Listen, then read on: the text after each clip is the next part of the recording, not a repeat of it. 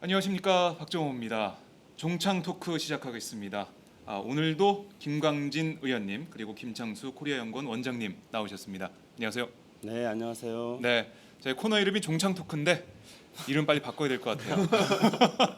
3주째 땜빵만 하고 네, 의원님 귀한 시간 내주셔서 감사드리고요. 뭘로 바꿀까요?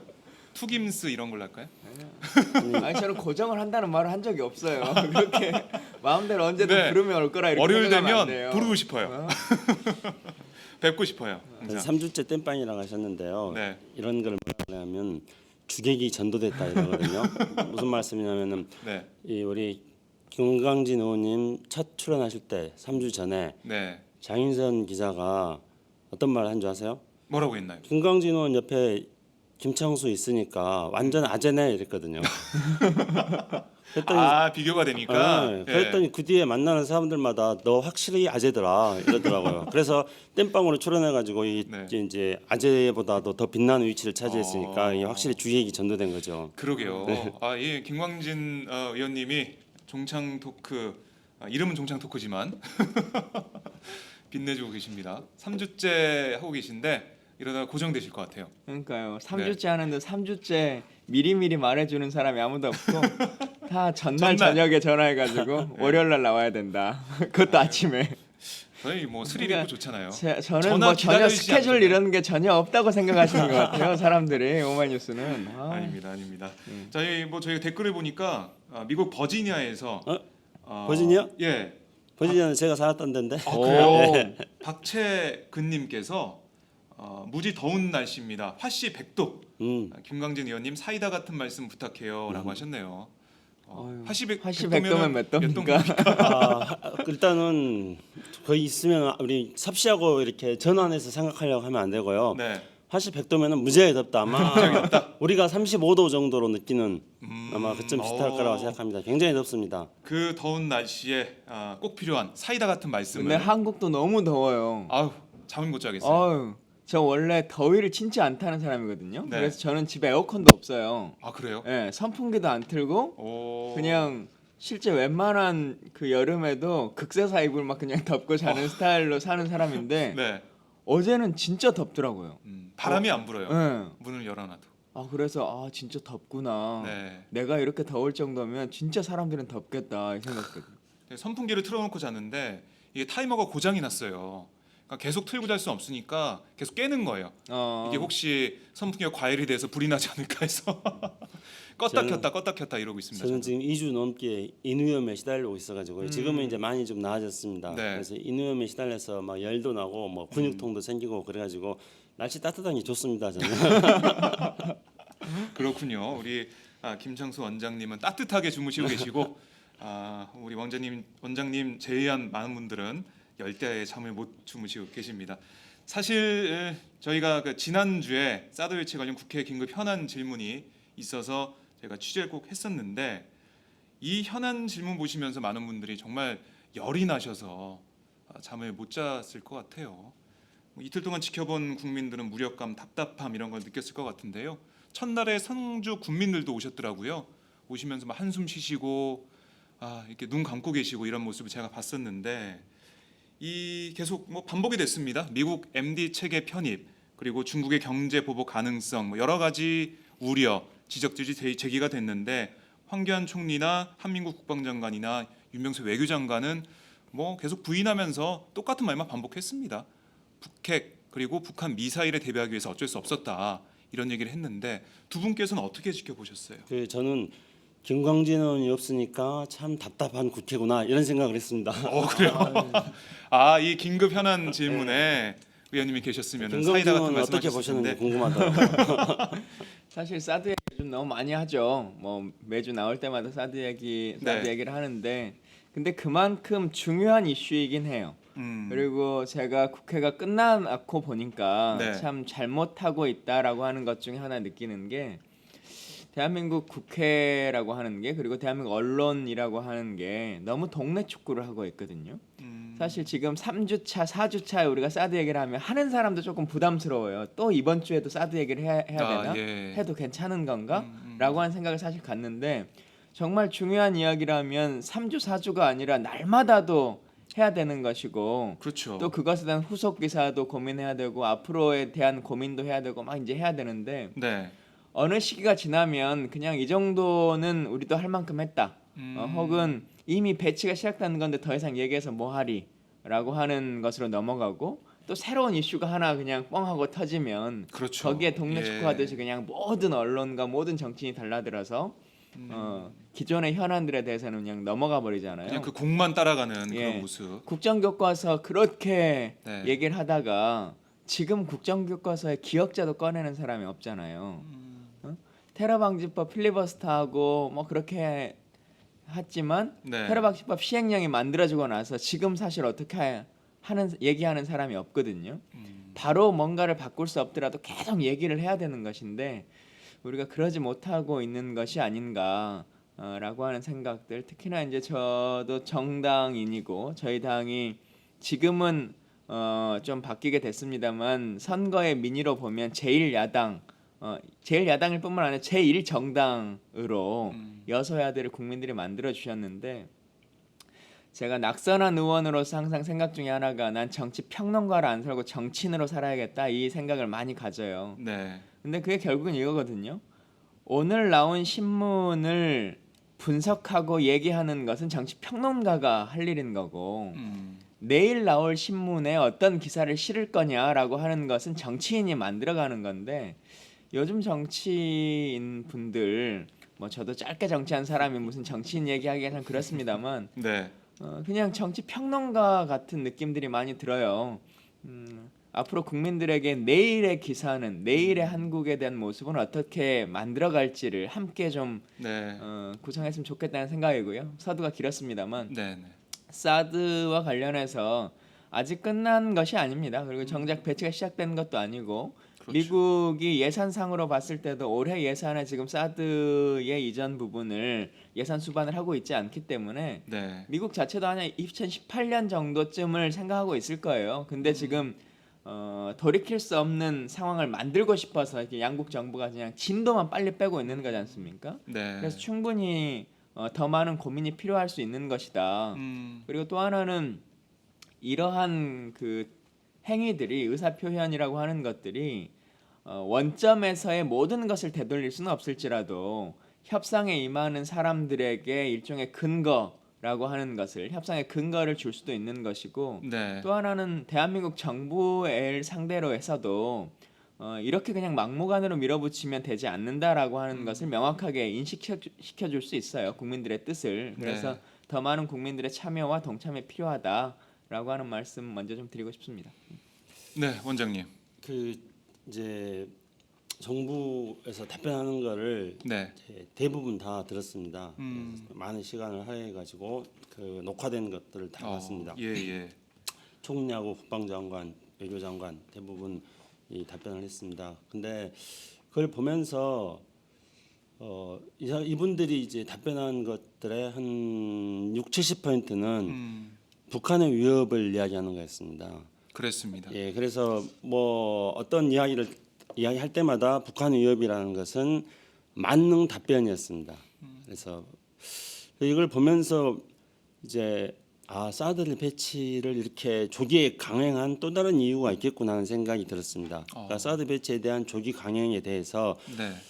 국민 여론이 반대하고 있지만은 북한의 위협이라는 만능 그 답변을 들고 네. 나오면은 해결된다 생각하고 뿐만 아니라 북한의 위협을 계속적으로 부각시켜서 일종의 사회를 어떤 긴장하게 만들 수 있는 그런 효과를 지금 노리고 있구나 그런 생각이 들었습니다. 그래서 한편으로 굉장히 섬뜩한 생각이 들기도 했고요. 네. 그다음에 뭐 국방부 장관이나 외교부 장관, 총리는 그냥 뭐라고 하나 소규의 경익기였습니다. 그러니까 늘 뭐 정해진 메뉴에 따라서 네. 똑같은 이야기만 계속 했는데요. 이분들이 이 사드의 문제에 대해서 많은 전문가들과 또 야당 의원들 그리고 국민들이 지적하고 우려하는 사드의 문제에 대해서 이분들이 알고 계실까 모를까 그런 질문을 던져봤습니다. 스스로한테요. 네. 그런데 이분들은 사드의 그런 우려점에 대해서 인식하는 것 자체를 피하고 싶어하구나. 그래서 이분들은 일단은 한미 양국이 사드 배치를 발표했으니까 빨리 지금 현재 야당과 전문가들, 국민 여론들에 의해서 제기되는 공세를 일단은 좀 피하고 보자. 그런 생각을 굉장히 많이 하고 있다. 그런 느낌을 많이 받았습니다. 그리고 이제 다른 한편으로 그거는 사드 배치를 더 가속화시키기 위한 가속시키는 효과도 가져오겠다. 그런 생각도 들었습니다. 왜냐하면은 한민구 장관이 답변을 할 때 사드 배치가 MD 체제에 편입하지 않고 네. 중국 위협용이 아니다 이런 것들을 일관되게 답변을 그렇죠. 하면서 그 논거를 이야기했던 거는 역대 정부의 정책을 개선하고 있다 이렇게 말했습니다.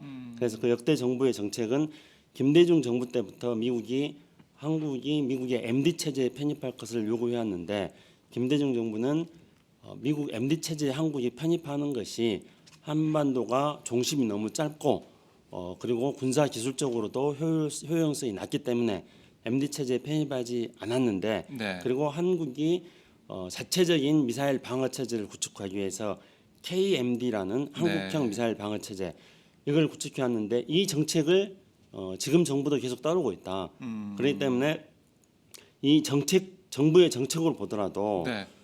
사드 배치를 통해서 미국이 MD에 편입하는 것은 아니다. 이런 이야기들을 일관되게 답변을 하셨습니다. 네. 근데 그걸 보면서 야 이거는 MD 체제로 가는 거다는 생각을 역으로 제가 들었습니다. 왜 그러냐면은 우리 국방부라든가 미국의 MD 체제의 편입을 추구하려고 하는 그런 세력들은 정부의 정책과 상관없이 MD 체제 편입을 지속적으로 시도해 왔거든요. 그러니까 국방부 장관은 정부의 정책이 일관되게 역대 정부의 정책이 일관되게 MD 편입이 아니다고 말하는 순간 정부의 정책과 상관없이 MD 체제의 편입을 시도하는 거구나 이런 생각이 들었습니다. 대표적인 예로 미국이 MD 체제를 요구할 때 우리 정부가 MD 체제에 반대했을 때 김대중 정부 말기쯤이었습니다. 2002년도에 한국의 국방부 관계자들이 미국에게 제기한 MD 편입하는 묘안이 있었습니다. 그 묘안은 어떤 거냐면은 MD 체제에 대해서 정부 정책도 아니고 국민 여론도 반대가 많으니까 MD 체계를 구성하는 개별 무기 요소들을 도입해 가지고 네. 그래서 MD가 아닌 것처럼 하다가 일정 시점이 지나고 나면은 이 무기 체제들을 종합시켜 가지고 사실상의 MD 체제로 가면 된다. 이렇게 정부의 정책과 전혀 상관없이 정부의 정책을 뚫고 네. MD 체제를 구축할 수 있는 묘책에 대해서 미국에게 우리 국방부 관리들이 제기하기도 했었거든요. 네. 그 이후에 일관해서 어떻게 하면 MD 체제 편입할까 이런 것들을 연구를 해왔었습니다. 네. 따라서 국방부 장관이 국회에서 정부의 정책이 MD 반대니까 MD가 아니라 MD 체제 편입하지 않는다고 말하는 순간 저는 오히려 역으로 그런 생각을 해보게 됐습니다. 어쨌든 지금 총리, 외교장관, 국방장관이 답변하는 거는 첫째 북한의 위협이다 이걸 네. 강조한 것이었고요. 두 번째로 이것은 대중국용이 아니고 따라서 미국이 MD 체제에 편입하는 것이 아니다. 이거였고 세 번째로 사드를 통해서 북한 핵과 미사일을 막을 수 있다. 그리고 수도권은 사드로 안 되니까 이것도 굉장히 또 중요한 대목인데 수도권은 사드로 안 된다는 것을 사실상 이야기했어요. 네. 그러니까 수도권에서는 패트리어트를 한다. 네. 그다음에 네 번째로는 이 국회 비준 동의 절차는 필요 없다. 네. 왜냐하면은 한미 상호 방위 조약에 따른 거다 이랬습니다. 근데 사실은 이 네 가지에 대해서 우리가 하나하나씩 다 짚어보고 네. 이 네 가지 정부의 논리가 얼마나 허구적인 논리인지를 밝히는 것들이 앞으로 또 지속적으로 이거를 밝혀 나가야만 계속 된다 얘기를 해야겠죠. 그런 생각이 듭니다. 네. 그게 결론적으로 말씀드린다면은 사드 체제를 한반도에 배치하기 위해서는 3대 설득 요소가 필요합니다. 설득 대상이 필요합니다. 첫째가 중국이고 두 번째가 국민과 국회입니다. 네. 그리고 세 번째가 성주 주민입니다. 그런데 정부는 중국도 설득했다 이렇게 말하고 있고 그리고 국회의 동의도 필요 없다고 말하고 있고 네. 성주 주민들도 앞으로 충분히 설득이 나갔다고 말하고 있는데 결국은 사드를 배치하기 위해서 필요한 3대 설득 대상에 대해서는 아무런 설득을 안 해놓고도 설득했다는 식으로 정부가 뭐 이렇게 말한다면 어떻게 볼지도 모르겠습니다만은 허위 사실에 가까운 어떤 답변들을 국회 긴급 현안 질의에서 한 걸로 저는 보고 있습니다. 네. 그럼 김종대 의원이 미국 문서를 보여주면서 그 MD 체계 사실상 편입이다. MD가 진화되고 있다고 말한 거죠. 그렇죠. 그렇게 얘기를 했는데도 한민구 장관은 계속 사드가 부인했죠. MD냐 아니냐라고 하는 것은 사실은 상식적인 질문이에요. 네. 상식적인 표현이고 그동안 국방부도 사드에 대한 질문 그리고 이제 우리 정부는 MD 편입이냐 아니냐는 질문에 대해서 극단적으로 거부감을 네. 표시하거든요. 일단 무조건 아니다라고 하는 얘기를 하는데 뭐 본인들이 아니라고 말한다고 해서 아니게 되는 게 아니잖아요. 행정행위라고 그렇죠. 하는 예. 것이. 예를 하나 좀 들어드리면 2년 전인데요. 2014년 6월 4일 날 국방부에서 공식 브리핑을 한 겁니다. KAMD는 한반도 짧은 종심을 고려해서 그러니까 한국형 미사일 방어 체계라고 네. 하는 KAMD는 예. 한반도 짧은 종심을 고려해서 그 발사되는 북한의 미사일을 효과적으로 요격하기 위해 독자적으로 개발하고 있는 종말 단계 하층 방어 위주의 미사일 방어 체계입니다. 네. 우리는 미국 MD 체계의 계획, 준비, 개발 과정에 참여는 물론 협의를 한 바도 없고 이에 따라서 현재 종말 단계의 상층 방어 체계인 사드는 우리나라가 고려하고 있지 않다 이렇게 말하거든요. 네. 이미 그 사드라고 하는 체계가 들어오는 것은 MD 체계의 편입이다라고 하는 것을 끊임없이 말하고 있고 우리는 MD 안 하지 않냐라고 하는 근거를 사드 안 하고 있지 않냐라고 하는 걸로 계속 브리핑을 해왔어요. 그런데 이제는 예, 사드를 그래서, 하겠는데. 예, 이제 사드를 하고 있는데 그래도 믿어달라라고 하는 거잖아요. 그게 상식이에요. 그러니까 예. 그 사드 무기 체계를 개발한 거는 이제 로키드 마틴사가 중심이 돼가지고 미국의 방위산업체 몇 개가 연합을 해가지고 사드 체계를 개발한 것입니다. 근데 네. 걔네들도 그렇게 말하거든요. MD 체제의 한 요소로서의 사드 체제다. 이렇게 그냥 로키드 마틴이 그렇게 말하고 있습니다. 그리고 김종대 의원이 그 대정부 질의에서 이제 사드 체제가 앞으로 진화해 나가서 플랜 2로 갈 경우에 네. 이건 당연히 이제 MD가 되고 대중국 견제용이 된다고 했는데요. 이미 그 ANTPI-2 우리가 엑스밴드 레이더라고 말하는 그 엑스밴드 레이더는 이제 사드 그 미사일 체계를 생산하는 럭히드 마틴에서 하는 건 아니고 그 미사일 계통은 아니 레이더 계통은 주로 미국에서 레이시언사에서 네. 생산을 합니다. 근데 레이시언사에서 그 엑스밴드 레이더 미사일에 대해서 홍보를 하면서도 엑스밴드 레이더를 통해 가지고 전 세계에서 위험 요소에 대해서 꼼꼼한 글로벌 방어 체제를 갖추게 된다. 이미 그렇게 말하고 있습니다. 네. 그리고 엑스밴드 레이더는 그 자체로서 계속 지금 진화 중이에요. 업그레이드가 되고 있습니다. 일종의. 그러면은 어떻게 업그레이드를 하고 있냐면은 현재는 이제 우리가 말할 때 그 엑스밴드 레이더가 전방에 120도 각도 네. 범위 안에서 저희 미사일을 탐지하는 거다 이렇게 지금 말하고 있는데요. 지금 이제 이걸 계속 업그레이드하고 있는 거는 120도에서 270도로 확대하는 걸로 그 전방위로 탐지를 할 수 있는 방향으로 지금 엑스밴드 레이더를 확대를 하고 있는 거고요. 네. 그리고 뭐 계속 이제 우리는 지금 종말 단계의 레이더이기 때문에 사정거리가 600에서 700km 정도나 말하고 있는데 네. 종말 단계의 레이더라고 하더라도 그것의 사정거리가 계속 확장되는 방향으로 또 그 확대 그 지금 업그레이드를 하고 있는 거고요. 그러니까 일단은 우리 정부의 말대로 종말 단계이고 그리고 북한만 바라보는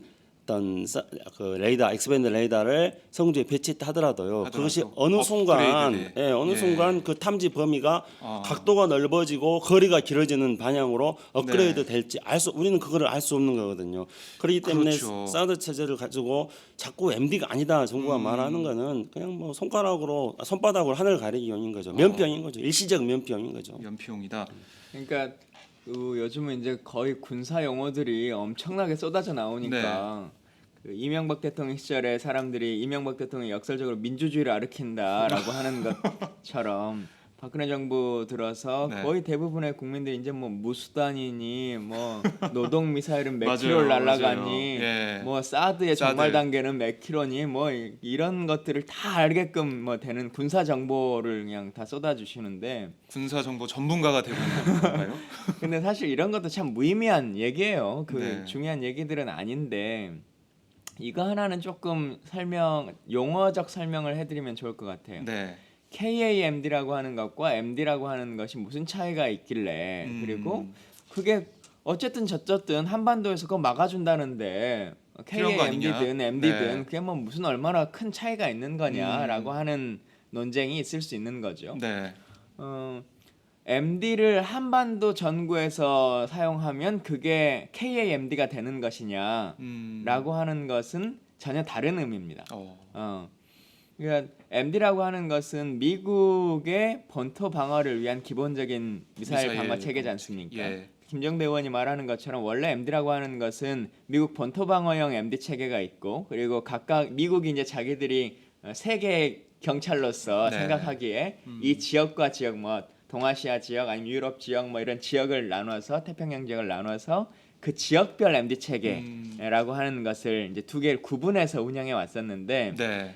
해보니까 이게 구분이라고 하는 것이 불가능하다고 느낀 거예요. 북한에서 쏘는 미사일을 태평양 사령관이 혼자서 다 감당할 수 있는 것이 아니고 결국은 그것이 미국 본토로 넘어올 것인데 그걸 따로따로 체계화한다는 것이 불가능한 거구나. 미사일은 워낙 또 빨리 네, 본토까지 날아오는 미국 입장에서 그래서 그것을 이제 변화시킨 것이 이걸 통합하는 겁니다. 결국은 이제 모든 것에 대한 컨트롤을 미국 본토 방어를 중심으로 해서 한 사람이 통제하고 운영 관리하겠다라고 하는 것이고 네.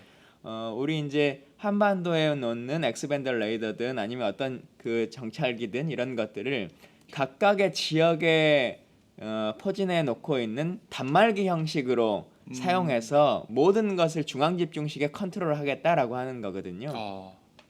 그럼 쉽게 표현하면 미국에서- 그렇습니다. 뭐 군사적으로는 좀 어렵게 표현할 수 예. 있는데 쉽게 표현하면 이제 그렇게 되는 것인데요. 김정대 의원이 계속 질문하는 것 중에 이런 게 있지 않습니까? 그래서 사드 한반도에 배치된 사드는 누가 미사일 버튼을 누릅니까? 라고 하는 것을 하죠. 국방장관은 답을 하지 않고 있습니다. 그걸 이제 김정대 의원은 운영 개념은 수립되어 있습니까? 이렇게 질문을 하는데요. 네. 결국은 누가 운영할 것이고 평시에는 누가 운영하고 전시에는 누가 운영하고 최종적인 발사의 권한은 누구에게 있느냐라고 하는 것이 이게 누구 무기냐라고 하는 것을 말하는 것인데 그렇죠. 지금 현재 이건 합의된 바가 없습니다. 그래서 운영 개업이 설립되어 있는 상태도 아님에도 불구하고 지금 무기부터 갖다 놓겠다는 거거든요. 아하. 누가 쓸지 예를 들면 F-15 전투기를 가지고 오는데 네. 이거는 한국 군인이 운영하는 건지 미국 군인이 운영하는 건지 또 몰라요.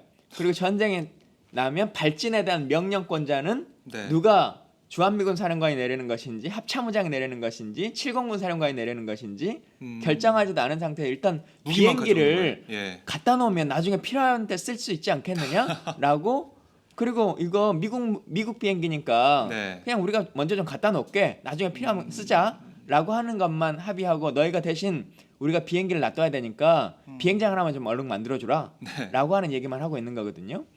그래서 이 논쟁이 이제 벌어지고 있는 것인데 결국 MD냐 KAMD냐라고 하는 것은 네. 버튼에 대한 권한을 누구에게 줄 것이냐라고 하는 거죠. 근데 이 사드라고 하는 것은 국방부도 뭐 답변을 하고 있고 뭐 하고 있지만 주한미군의 무기입니다라고 네. 얘기하는 거잖아요. 그리고 합참의장이 결정 권한을 갖고 있지 않다. 그러다가 또 이제 말바꾸를 하면서 평시에는 우리 군이 가지고 있고 전시에는 미군에게 간다 이렇게 이제 또 예, 그럴 말을 가능성이 하고 있는데요. 보이죠. 그것도 거짓말이죠. 평시에 대한민국 합참의장이 미군을 관리 감독할 수 있는 권한이 있습니까? 평시에? 예. 이게 미군의 무기라고 말하고 있잖아요. 네. 그건 전시든 평시든 똑같은 거예요. 미군의 무기인 거예요. 뭐 평시라고 그러니까 해서 국회의 비준을 바뀌고 동의하지 뭐, 않죠. 예. 그런데 개별 병사에 대한 지휘권도 우리 합참의장이 갖고 있지 않은데 네. 이 전략 무기에 대한 권한을 평시에는 우리 군의 합참의장이 가지고 있다. 그건 거짓말이죠. 아하, 그리고 그렇네요. 그런다고 할지라도 그건 운영 개념이 성립되어 있을 때 합의가 된다면 모를까. 예. 그 합의조차 이루어지지 않은 것이라면 말 그대로 소파의 운영 개념상에서 지휘권이 발동되는 것인데 우리 군은 그걸 갖고 있지 않지 않습니까? 그러니까 네. 그건 거짓말하고 있는 거죠. 이때 저때 그냥 필요한 말들을 둘러대고 있는 것인데 그게 결국은 스스로의 자승자박에 빠지게 되는 겁니다. 나중에 이 말이 또 이제 얽매이게 되겠죠. 이 말에. 얽매이게 되죠. 예. 제가 누차 말씀드리지만 국방부는 거의 이제 사드라고 하는 것을 누가 물어보면 어쨌든 그 도입하고 싶으니까 절대 신검처럼 만들려고 해요. 북한의 위협에 북한의 모든 필요한- 위협에 막 그래서 네. 누가 SLBM도 막을 수 있습니까? 이렇게 물어보면 막을 수 있다 네. 얘기하잖아요.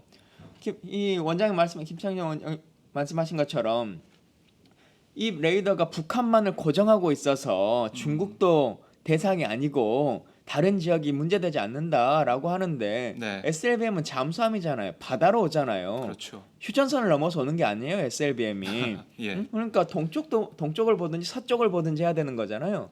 그러니까 SLBM을 잡는다는 얘기를 성립되려면 북한만을 보고 있다는 말이 거짓말인 거죠. 네. 둘 중에 한 명에겐 거짓말하고 있어요.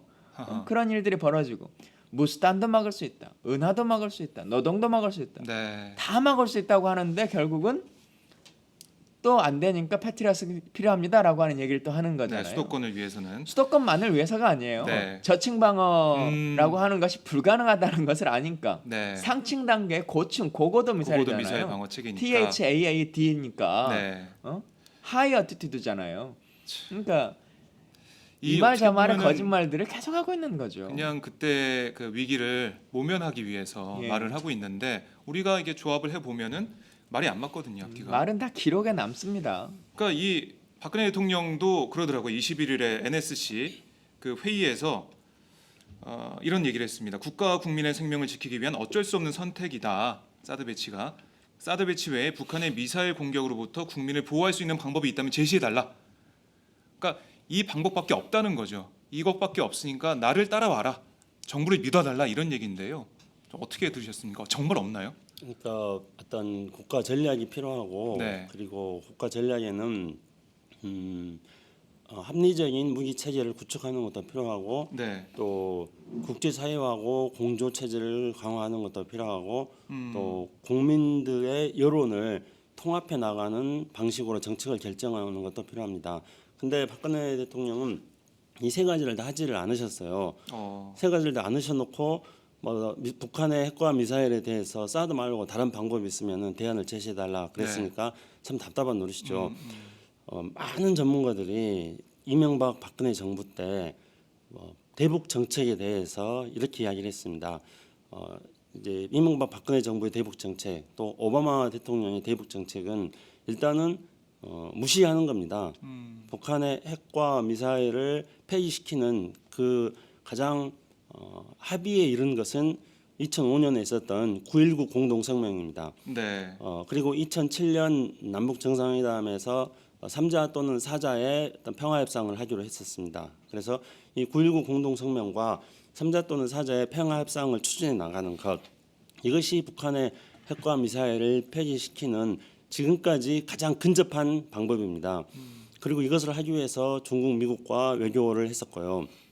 그런데 이명박 박근혜 정부 들어와서는 이 북한의 핵과 미사일을 폐기시키기 위한 어떤 노력도 하지 않았습니다.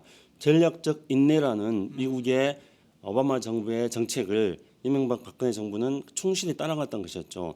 근데 전략적 인내라는 그래서 한마디로 말씀드린다면은 그러니까 말이 좋아서 전략적 인내이지 한마디로 말하면은 그냥 방치하겠다는 거예요. 무시하고 방치하는 겁니다. 근데 이렇게 이제 이건 외교적으로 무시 전략이라는 것도 있습니다. 네. 이런 무시 전략을 사용했는데 이 무시 전략을 사용할 때 많은 전문가들이 가장 염려했던 거는 이렇게 무시하고 방치하면은 결국은 북한의 핵과 미사일 역량이 더 커질 수밖에 없다. 네. 그러면 나중에 북한의 핵과 미사일 역량이 더 커질 때 어떻게 할 거냐 이런 질문을 끊임없이 던졌습니다. 네. 그런데 박근혜 대통령은 어떤 북한 핵과 미사일 문제를 폐기하기 위한 그런 어떠한 노력도 하지 않은 상태에서 북한 핵 역량과 미사일 역량이 강화되니까 이제 어쩌란 말이냐 사드가 필요하다 이렇게 나오는 것이죠. 네. 근데 사실상 군사적으로 우리에게 사드 말고 대안이 없는 건 아닙니다. 그거는 굉장히 상식적인 대안이 우리에게 이미 존재하고 있습니다. 아니 이미 있습니다. 네. 어떤 거냐면은 북한이 핵과 미사일 능력을 강화시켜 나갈 때 보통 북한 핵 공격을 막기 위해서 일반적으로 국제정치 이론에서 말하는 균형 이론이라는 게 있습니다. 그것을 억제 이론이라고 말하는 거죠. 그러니까 핵 공격하지 못하도록 막는다는 거예요. 그거는 네. 우리가 북한 핵 공격을 했을 때 우리의 보복 능력이 북한의 핵 공격의 의도를 좌절시키면서 북한에게 더 큰 피해를 안겨다 줬을 때 그랬을 때 북한은 핵 공격을 하지 않는다.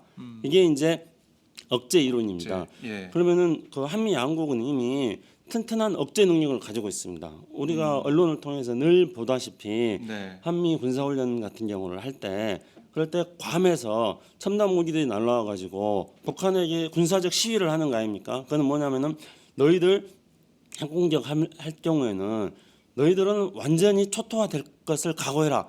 이런 시위를 하는 겁니다. 그래서 어떻게 하면은 우리가 이러한 한미 간의 그런 어떤 북한의 핵 능력, 핵 공격 능력을 억제할 수 있는 네. 그런 방안을 어떻게 하면 강화시킬 것인가, 이미 가지고 있는 방안을 어떻게 하면 강화시킬 것인가, 이런 것들에 대해서 어떤 방안을 강구해 나가면서 국민들에게 알려나가면 되는 겁니다. 근데 이번에 대정부 지도 과정 속에서 그 김진표 의원이 굉장히 재밌는 대안을 제시했습니다. 네. 그 재밌는 대안이 뭐냐면 3단계로 하는 게 필요하지 않느냐. 만약에 정말로 북한 핵과 미사일이 필요하다면은 첫 번째 단계에서는 사드를 배치할 수 있는 부지를 확보해 놔라. 배치는 하지 않고. 네. 그리고 두 번째 단계에서는 한미 군사훈련을 할 때 사드 체제를 도입해서 군사훈련을 할 때 도입하고 그리고 빼가라. 그거는 이제 사드라는 것은 미국의 어떤 미사일 그 생산 체계 또는 레이더 생산 회사 이런 데들이 다 어떻게 말하냐면은 트랜스포테이블 하다고 말합니다. 그러니까 이동 움직일 수 가능한 있다. 예. 이동 가능한 그거는 4시간 안에 그 설치를 할 수 있습니다. 이동 가능한 무기 체계이기 때문에요. 수송기로 다 이동 가능한 겁니다. 네. 그래서 군사 훈련을 할 때 이동해서 배치했다가 다시 빼가라. 2단계로 정말로 필요하다면이라는 것이 전제가 되는 것이죠. 네. 그리고 3단계로는 한미 간에는 어떤 게 있냐면은 북한의 군사 위협에 대해서 5단계 대비 태세를 가지고 있습니다. 이른바 이제 데프콘이라고 하는 것인데요. 그랬을 때 아무 위협이 없을 때가 5단계입니다. 근데 우리는 네. 남북 분단 상태이니까 5단계는 될 수가 없는 거죠. 우리가 평화를 정착시킨다는 것이 바로 5단계 정도로 그 위기 단계를 낮추는 것을 말하는 겁니다. 근데 이제 평상시에는 4단계예요. 남북한이 대치되어 있는 네. 상태니까. 근데 김진표 의원은 뭐 3단계 위기 징후가 발견되었을 때 3단계 정도에서 배치를 해라. 그러면 이것이 북한용이라는 것을 중국에 설득할 수 있지 않겠느냐 이렇게 얘기하더라고요. 근데 저는 만약에 우리가 이제 중국과의 관계 속에서 사드가 중국용이 아니라 북한 미사일용이다 한다면은 김진표 의원이 제안한 방안들을 다각적으로 검토해 볼 수도 있는 거라고 저는 생각하고 있습니다. 네. 물론 이제 어떤 전문가는 이미 한미 군사훈련을 할 때 사드는 이동 가능하기 때문에 이동해서 배치되고 있다 이렇게 이제 주장하는 분들도 있습니다. 근데 어쨌든지 간에 박근혜 대통령이 북한 핵과 미사일에 대한 답이 사드 말고 다른 것이 뭐가 있느냐 이렇게 말씀하고 있습니다만은 국민들에게 질문을 하고 있습니다만은 네. 사드는 북한 핵과 미사일에 대한 답이 아닙니다. 그리고 북한 핵과 미사일에 대한 답은 북한의 핵과 미사일을 제거시킬 수 있는 근본적 처방이 필요한 것입니다. 그 근본적 처방이라는 것은 늘 해왔던 대로 평상시에는 튼튼한 안보라는 게 필요합니다만은 남북 간의 협상 그리고 국제사회와 공조 이런 걸 통해서 북한의 핵 능력, 미사일 능력을 제거시켜 나가는 것 이것만이 답인 것입니다. 네. 대통령이 예. 그 말씀을 하셨는데 사실 그 노무현 대통령께서 여러 평가가 있습니다만 그 중에 이제 그 진위와 상관없이 그 발언만으로 가장 비난이 많았던 것 중에 하나가 대통령 못해 먹겠다라고 하는 말이지 않습니까? 네. 원뜻과는 뭐 좀 다르게 오역됐습니다만 네. 저는 박근혜 대통령의 발언이 그런 거라고 생각합니다. 사실 대통령이라고 하는 자리가 마지막까지 그리고 무한 책임을 지는 자리거든요. 그렇죠. 그 최종 결정이라고 네. 하는 것에 있어서도 말 그- 한마디 말 한마디가 한마디의 네. 진중함과 무게라고 하는 것이 필요한 자리인 것인데 결국은 못해 먹겠다라고 하는 것과는 똑같은 발언이신 거예요. 그리고 그거에 대한 대안과 책임을 지는 것은 대통령이 할 일이지 국민들에게 제시해야 될 것이 아닙니다. 네. 또 다른 측면에서 보면 첫 번째는 정말 그것이 대안이었다면 왜 국방부는 매년 연례 보고에 그리고 국방부의 중장기 계획에 사드 배치에 대해서 한 번도 말하지 않았습니까? 사드라고 하는 것이 오늘 갑자기 록히드 마틴이 신정품 개발했으니까 구입하세요라고 하는 제품이 아닙니다. 네. 북한의 핵 위협이라고 하는 것이 그 전에 없어 왔었던 것이 아닙니다. 네. 근데 이것만이 정답이었다면 왜 국방부는 그동안의 중장기 계획에 단 한 차례도 얘기하지 않았고 네.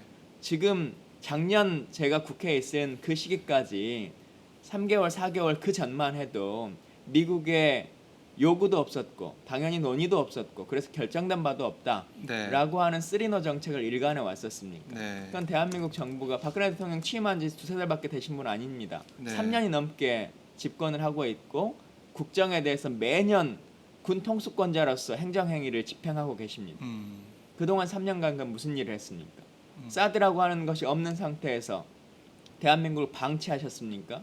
사드가 지금 우리가 합의한다고 치더라도 2년이나 후에나 들어올 수 있을까 말까 무기 체계인데 그럼 대한민국의 안보를 군 통수권자로 지금 이 순간 포기하고 있습니까?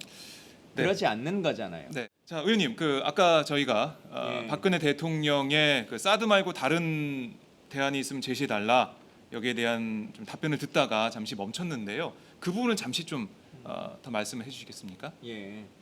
뭐 아까 들으신 분들은 뭐 거의 다 들어서 네. 또 말하기가 좀 애매하긴 한데 결국은 박근혜 대통령은 행정부의 수반이시기도 하고 군의 통수권자이십니다. 그렇죠. 헌법에 나와 있죠. 헌법에 나와 네. 있죠.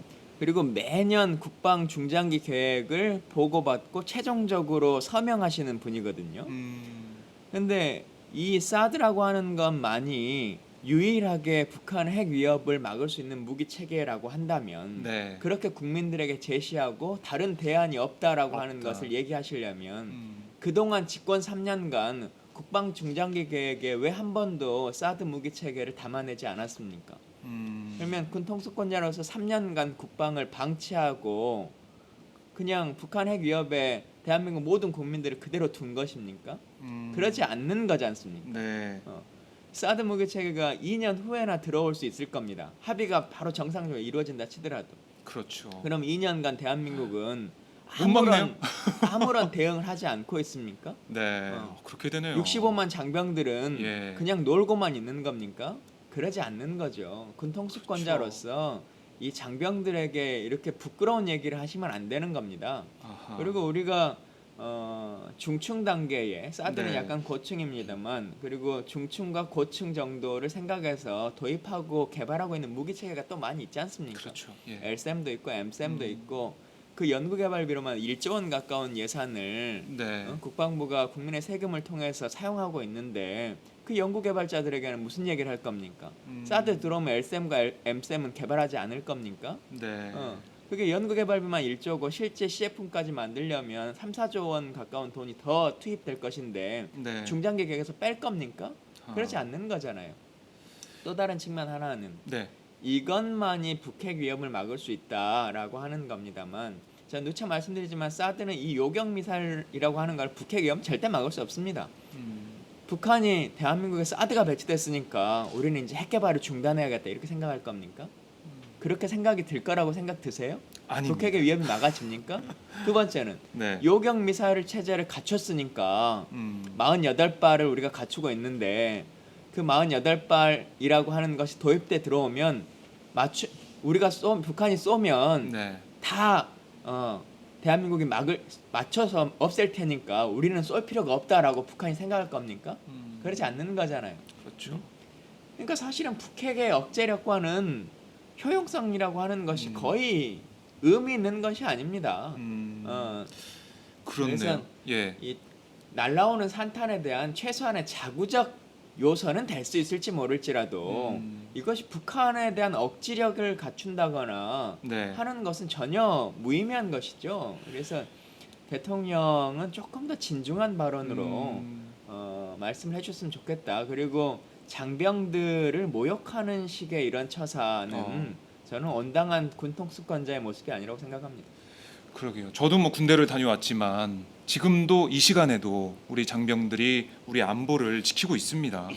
그런데 사드 없으면은 북핵 못 막는다. 북한의 위협에 대응할 수 없다라고 말하는 건 우리 장병들을 정말 힘 빠지게 만드는 아까 말씀하셨듯이 모욕하는 듯한 그런 느낌까지 드는데요. 저희 방송하는 중간에 시청자분들께서 이런 얘기 하시네요. 이게 국민들을 분열시키려고 일부러 그랬다. 신성초님께서 이런 말씀도 하시고요.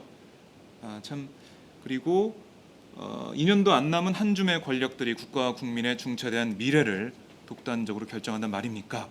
라고 분개하시는 분도 보입니다. 원장님, 박근혜 대통령의 이런 발언 어떤 점을 좀 노리고 있을까요? 그거는 이제 시청자 여러분들께서도 잘 지적을 하셨다고 네. 보는데요. 제가 시작할 때 말씀드린 것처럼 북한 위협에 대한 부각 이런 점이라 생각합니다. 그리고 우리는 분단된 사회이고 네. 오랫동안 그 남북 대치 속에서 국민들이 불안감을 느껴왔기 때문에 음. 북한 위협은 만병통치약처럼 이 집권 세력들의 잘못된 행위들을 정당화시켜주거나 또는 어떤 여러 가지 그동안의 실정을 다 덮을 수 있는. 덮은 그런 식으로 이제 활용되어 왔습니다. 네. 그리고 또 다른 측면에서는 박근혜 정부가 노리고 있는 것은 우리가 또 잘 볼 필요도 있습니다.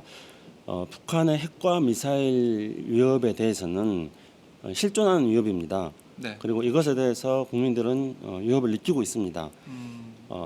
그런데 이에 대한 대책이 과연 있느냐? 이에 대한 대책으로서 야당은 이에 대한 대책을 세우고 있느냐? 네. 그래서 이에 대한 대책은 야당도 세우지 못하고 있고 집권 세력인 대통령이 이에 대한 대책을 가지고 있는 거다. 그래서 내가 대통령으로서 내 역할을 하고 있는데 왜 야당이 이 문제에 대해서 끼어드느냐 하는 것에 대한 공세입니다. 네. 그리고 이런 공세가 먹히는 이유는 안보 문제가 나올 때마다 야당은 항상 이번에 이제 대정부 질의 과정 속에서도 안보에 있어서는 여야가 없습니다 하고 전제를 그렇죠. 하고 예, 야당 그 말을- 의원들이 질문을 예. 합니다. 그거는 무슨 말이냐면은 야당다운 안보관이 갖춰지지 않다는 것을 말하는 겁니다. 이것이 야당의 약점이라는 것을 야당이 스스로 인정하는 겁니다. 그렇기 네. 때문에 박근혜 대통령이 이런 질문을 하는 것은 야당이 야당다운 안보관이 없기 때문에 이런 북한 핵과 위협에 대해서 뭘로 대책을 세울 것이냐 어떻게 할 거냐 이렇게 질문을 하면은 결국은 그 프레임에 야당이 끌려 들어온다고 박근혜 대통령은 판단하기 때문입니다. 예. 이런 정치적 의도를 박근혜 대통령은 가지고 있기 때문에 이런 NSC에서 문제 제기를 한 것이고요. 네. 그에 따른다면 당연히 야당이라든가 우리 진보 민주 세력들은 이에 대한 또 대책을 세워야 됩니다. 북한 핵과 미사일에 대해서는 제가 앞에서도 그 대책에 대해서 뭐 잠깐 이야기했습니다만은 거기에 대한 야당다운 실질적으로 북한 핵과 미사일을 대체를 할 수 있는 그런 야당다운 정책이 있어야 됩니다. 네. 그리고 뿐만 아니라 이 여야가 안보는 따로 없다. 안보에서 여야가 따로 이런 프레임에서 벗어나야 됩니다. 아, 그건 어떤 거냐면은 예. 뭐 민주주의에 있어서 여야가 따로 없고 복지에 있어서 여야가 따로 없고 네. 뭐 우리가 추구하는 가치에 대해서 여야가 따로 없다고 말하는 거나 다름없습니다. 그러면 여야가 왜 따로 있어? 모든 분야에서 왜 여야가 따로 있을 필요가 있겠습니까? 안보는 우리 국민들이 또는 여야가 모두가 다 추구하는 것입니다. 네. 그런데 여야가 따로 있어야 되는 것은 여당이 국민들의 생명과 재산을 지키는 그런 안보를 네. 자신들의 정치적 기반을 활용하기 위해서 정치적으로 잘못 이용이 온 것에 대해서 이것은 나쁜 안보이기 때문에 또는 이것은 무능한 안보이기 때문에 맨 네. 방산 비리나 저지르고 그렇기 때문에 이런 여당의 무능한 안보에 대해서 야당은 유능한 안보라는 대안 프레임을 가지고 여당이 잘못을 지적해야 되는 것입니다. 근데 야당이 이런 것들에 대한 어떤 약점이라고 스스로 생각하고 있기 때문에 박근혜 대통령은 너희들의 약점을 내가 말하는 거다. 그래서 네. 너희들 뭐 북한 핵과 미사일에 대해서 대응할 능력 있어? 국민들은 이것에 대해서 현존한 위협으로 느끼고 있어. 너희들은 대응 능력 없잖아. 이런 나름대로의 공세적인 그런 공세성을 담고 있는 것이죠. 맞아요. 그러니까 김종인 대표의 말도 이 사드 문제를 당론을 정해서 잘못 대응을 하면 반미 프레임에 걸린다. 대선 앞두고 그러면 안 된다. 이런 식의 얘기를 하면서 지금 아직 더민주가 당론을 정하지 못하고 있어요. 뭐 사드 그 위원회가 만들어져서 우상호 원내대표가 뭐 진두지휘를 하고 있긴 하지만 당론이 없는 게 당론이다 이런 얘기를 하면서 그냥 뭉개고 있단 말이죠. 이런 점이 그 야당을 이번 총선에서 뽑아준 지지자분들을 화나게 만들고 있습니다. 그러니까 아까 말씀하셨듯이 야당다운 그 안보 정책 사드 말고 뭐냐 그럴 때 확실히 제시할 수 있어야 나중에 집권하더라도 그런 정책을 신뢰받은 것인데 집권 먼저 하고 보자 뭐 이런 식의 생각인 것 같아요.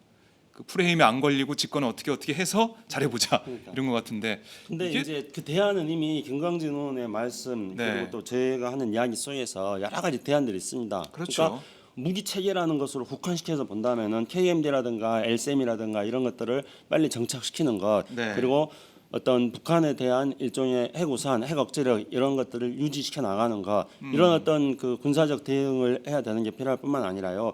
국제적 협력을 통해 가지고 북한의 외교, 핵과 예. 미사일 능력을 무력화시켜 나갈 수 있는 대북 공조 체제를 통해 가지고 이것을 대화로 이끌어내서 북한 핵과 미사일을 무력화시킬 수 있는 그런 외교적 능력도 보여줘야 되는 것이고요. 또 한편으로는 어떤 국론 통합적인 정책을 펼쳐 나가야 되는 겁니다. 박근혜 대통령 또는 여당은 톡하면은 이게 국론 분열이 되는 이야기 하지 않습니까? 네.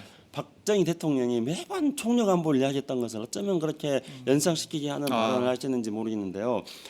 정책을 추구해 나가는 과정에서 아까 시청자 여러분께서 이것은 국론 분열하기 위해서 사드를 배치했다 이렇게 말씀하셨는데 네. 국론 통합적인 어떤 안보 정책을 결정해야 됩니다. 국론 통합적인 안보 정책을 결정하려면은 그것이 바로 북한 핵과 미사일에 대해서 대응해 나갈 수 있는 방법 중에 하나인 것이죠. 그것은 당연히 국회 비준 동의를 받아야 되는 거죠.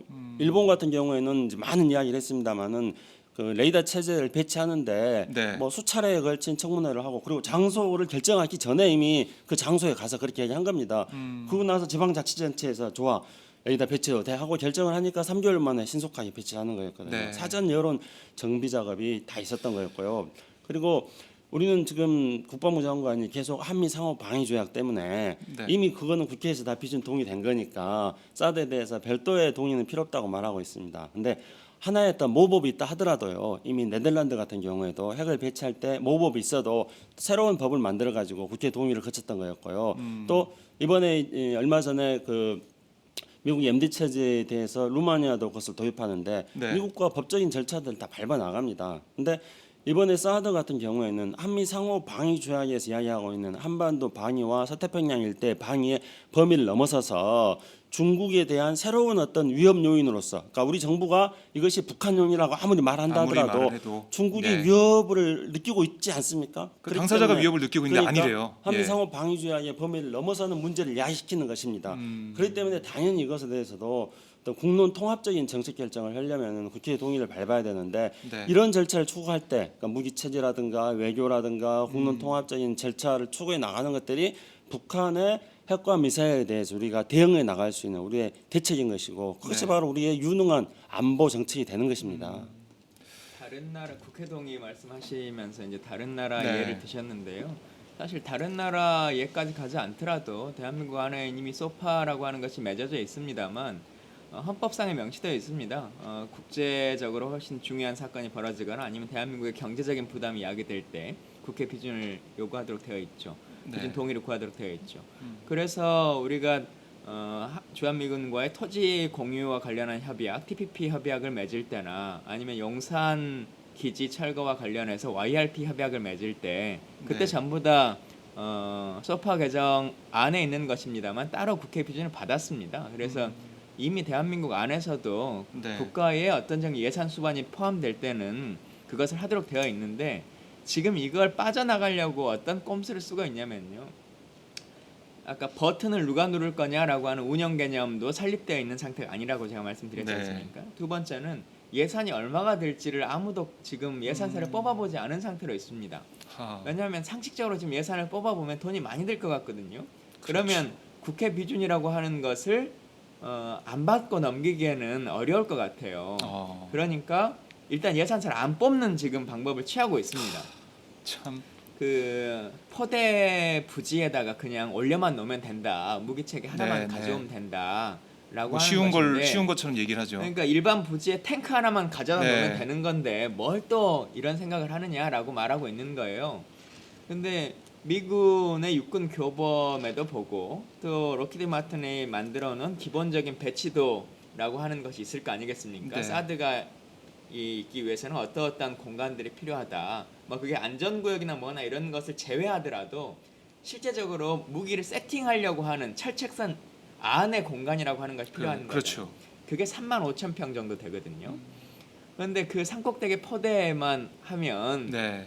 도대체 이제 35,000평의 평지를 어떻게 만들어서 가용하겠다라고 하는 것인지 일단 이런 생각이 있는 거죠. 첫 번째는 그것을 운영하려고 하는 장병들이 머물 공간이 필요하지 않습니까? 그렇습니다. 근데 안타깝게도 주한미군의 공간이고 부지를 우리가 양해하겠다라고 하는 거니까 그 땅은 이제 미국 땅이 되는 걸 겁니다. 근데 참 안타깝지만 주한미군의 병사들이 대한민국 군인들이 머무는 숙소에서 거주하지 않습니다. 그 정도의 공간에서 거주하지 않습니다. 네. 지금 그 포대에 있는 막사의 장병들이 머무는 공간에서 그대로 와서 잠만 자지 않을 겁니다. 당연히 주한미군용 시설에 막사를 신축해야 할 겁니다. 그러면 그만큼의 공간은 어마어마하게 포함되겠죠. 예. 두 번째는 일본의 기지가 나올 때 항상 나오는 것 중에 하나가 12대 발전기, 이제 이 소음 얘기가 네, 나오지 네, 않습니까? 소음 얘기가 나오고 있죠. 소음의 심각성 이거는 논외로 치더라도 어쨌든 발전기라고 하는 것이 예. 필요합니다. 전 세계에서 가장 큰 전기를 사용하는 전자파를 사용하는 무기 체계이기 때문에 네. 그냥 220V 전기를 꽂아가지고 사용하는 게 아니거든요. 그렇죠. 물론 그 발전기의 소음을 막기 위해서 기본적으로는 고압철선을 가지고 올 수 있을 겁니다. 근데 그것도 이게 전략 무기고 네. 북한 입장에서는 가장 먼저 공격을 할 거 아니겠습니까? 네. 그러면 첫 번째는 고압 선로를 가지고 오는 것도 환경적인 문제가 야기하겠습니다만 네. 그건 뭐 인정하다 손치더라도 예비를 위해서 비상용 발전기가 필요합니다. 그래서 고압 선론이 들어오더라도 발전기를 네. 둘 공간이라고 하는 평지가 필요한 거죠. 아하. 산비탈에다 그걸 둘 수 있는 것은 아니니까. 예. 그래서 그 공간을 어떻게 마련할 것인가라고 하는 개념도가 나와야 됩니다. 그거 아무런 개념도와 예산서나 이런 네. 것들 지금 뽑지 않고 있거든요. 알면서도 안 하고 있는 거예요. 결국은 이 문제가 도래되면 어느 정도의 공간을 수용할 것이냐라고 하는 논쟁이 붙을 것이고 네. 어느 정도까지 국방부가 군사보호시설로 묶을 것이냐라고 하는 성주 주민들의 재산권 침해 문제가 발생할 것이기 때문에 예. 말해주지 않고 있는 거거든요. 아하. 아주 나쁜 방식입니다. 그래서 이런 것들에 대해서 진짜 빨리 답해야 한다. 네. 그리고 정상적인 행정행위라고 하는 것을 해야 한다라고 하는 말씀 꼭 좀 드리고 싶습니다. 마냥 그렇게 정말 필요하고 긴급하고 이런 거라면 그런 계획이나 이런 것들을 공개를 하고 국민들의 이해를 구하고 해야죠. 예. 이게 필요한데 전자파 문제도 많이 나옵니다만 전자파의 안전성 뭐 어쩐성 이걸 제가 디테일하게 논의하고 싶진 않습니다. 민경호 의원은 그 앞에서 참여해 드시겠다고 하시더라고요. 그게 아주 나쁜 방식으로 논점 이탈을 시키는 건데요. 네. 뭐 몇 킬로가 옳냐 그르냐라고 하는 얘기를 제가 길게 하고 싶진 않은데 두 가지만 꼭 네. 방송을 보시면서 아셨으면 좋겠어요. 괌 기지를 기자들이 다녀왔죠. 가가지고 네. 국방부가 준 예산을 가지고 괌 기지를 가서 측정을 했더니 별로 높지 않다 이렇게 얘기를 했습니다. 첫 번째는 괌 기지는 이 사드 배치 그리고 엑스밴드 레이더라고 하는 것이 완전 설치되어 있는 지역이 아닙니다. 2013년부터 지금 시험 평가하고 있습니다. 네. 왜 시험 평가하고 있냐면 군사적 효용성을 달성하지 못해서가 아니라 환경 영향 평가가 완료되지 않았기 때문에 3년이 다 되도록 아직도 영구 주둔 결정을 미국 국회가 그리고 미 국방부가 결정 내리지 못하고 있습니다. 네. 아직도 환경 영향 평가가 끝나지 않은 지역을 그 나라는 2년이 넘도록 환경 영향 평가를 하고 있는 지역을 하루 실험을 그것도 단 한 차례 실험하고 나서 아무런 환경 영향이 없다라고 하는 결론을 내린다는 게 얼마나 네. 바보 같은 얘기인지 스스로에게 자문을 구해봐야 된다라고 하는 말씀을 드리고요. 네. 두 번째는 오늘 기사의 메인에 난 것 중에 사드랑은 다른 건데 전자파의 위험성에 대해서 네. 문제 나오는 것이 있습니다. 어제 뉴스에 저도 봤어요. 핸드폰의 기지국 이걸 하면서 이 국가가 공인한 것보다 40배 가까운 전자파가 나온다. 기지국을 설치하는 것만으로라고 하는 기사를 냈어요. 전자파에 대해서 기준이 너무 또 낮다. 그리고 예, 우리가 너무 너무 무관심하다. 낮다. 뭐 너무 그런 무관심하다, 기사가 이런 나더라고요. 전 세계에서 가장 높은 고주파를 발생하는 사드 레이더를 가가지고 네. 그걸 재보니까 핸드폰보다 낫다라고 하는 결론을 철회하는 게 얼마나 무책임한 것인지. 네. 라디오라고 하는 것 소리가 시끄러우면 소리를 줄일 수 있을 겁니다. 그렇죠. 근데 그 소리를 1번부터 10번까지 소음 볼륨 중에서 몇 번으로 했는지에 대해서 지표가 나오지도 않고 네. 이게 평시의 주파인지 평시 출력인지 아니면 전시의 출력인지 아니면 임시 발전기를 썼을 때 출력인지 아무런 증거도 나오지 않지 않습니까? 그렇습니다. 이건 백데이터가 공개되지 않습니다. 거리가 몇인지도 공개되지 않고 그리고 이것이 지속 가능성이 있을 때 어떤 문제가 발생할 네. 것인지에 대해서 아무런 근거도 하지 않으면서 그냥 국방부가 단순하게 제시한 어떠한 근거 하나만을 가지고 저기서 라디오 볼륨을 1로 해놓고 틀었더니 라디오 시끄럽다더니 안 들리네 잘 예. 라고 하는 얘기를 하는 거예요. 그렇죠. 그 공군기지 옆에 사는 사람들이 시끄럽습니까? 안 시끄럽습니까? 공군기지 옆에 살면 시끄러울 것 같아요? 안 시끄러울 것 같아요? 시끄러울 것 같아요. 시끄러울 것 같아요. 상식적인 문제죠. 예. 근데 공군기지 옆에 많은 부분에 있어서 시끄럽다고 소음에 대한 보상을 해주는데요. 항상 문제가 되는 것 중에 하나가 뭐냐면 이 공군기 비행장의 이 소음은 데시벨로 측정하지 않습니다. 뭐로 하냐면 예. 비행기가 발진할 때 그 순간의 소음을 가지고 하는 거거든요. 그러다 보니까 그 지속성이라고 하는 것에 대한 것을 인정해주지 않고 있습니다. 비행기 발진은 금방 하고 끝나잖아요. 그렇죠. 예. 그러니까 발진상 소음이라고 하는 것을 측정하니까 사실 우리가 일반적으로 느끼는 지속적 소음이라고 하는 것에 대해서는 보상해주지 않거든요. 똑같은 상황일 겁니다. 이 전자파라고 하는 네. 것이 얼마나 지속성을 가지고 있을 것이냐라고 하는 문제에 대해서는 지금 논의하지 않고 1회를 측정해 보니까 안정성에 대해서 괜찮다라고 하는 주장을 지금 하고 있는 거예요. 저는 진짜 기자분들께서도 그 기자증에 부끄럽지 않게 스스로에 대해서 그 기사를 스스로 답하셔야 된다고 생각합니다. 그러니까 굉장히 중요한 말씀하셨는데 제가 간단하게 한 가지만 더 네, 덧붙여서 마지막으로 보완하면은 듣고 저희가 마무리하도록 하겠습니다. 지금 이제 마지막이에요. 벌써 네. 시간 다 됐나요? 시간이 너무 빨리 갑니다. 다른 예. 이야기를 해야 되는데 하여튼 그러게요. 간에 예. 이렇게 지속성 네, 네. 이 부분에 대해서 그러니까 나중에 문제가 생길 수 있는 것에 대해서는 그때 되면 난 책임 안 지겠다 이런 발상이랑 똑같습니다. 네, 그렇죠. 네.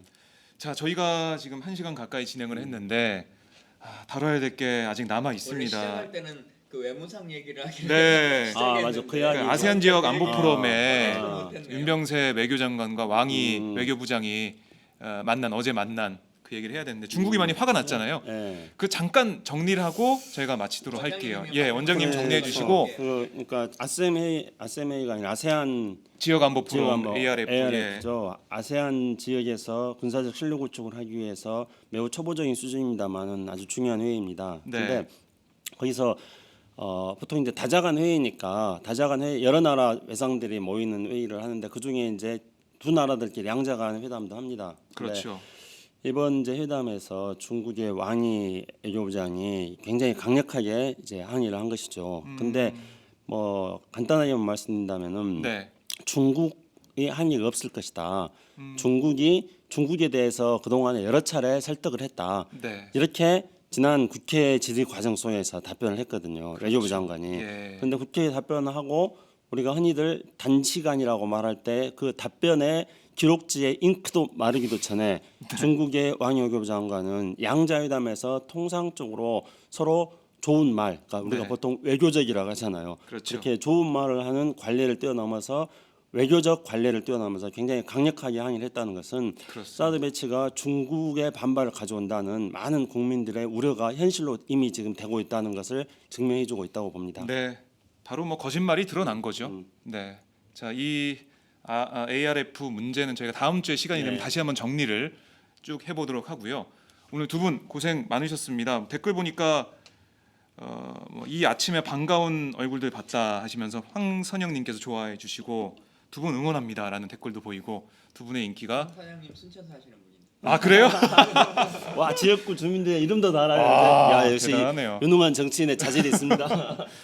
순천 주민들께서도 지켜보고 계신데요. 아까 버지니아에서도 지켜보고 계시고요. 두 분을 다음 주에도 한번 여기서 바로 섭외할게요. 예. 다음 주에 오실 수 있죠? 고민해 보겠습니다. 알겠습니다. 오늘 말씀 잘 들었습니다. 네, 감사합니다. 고맙습니다.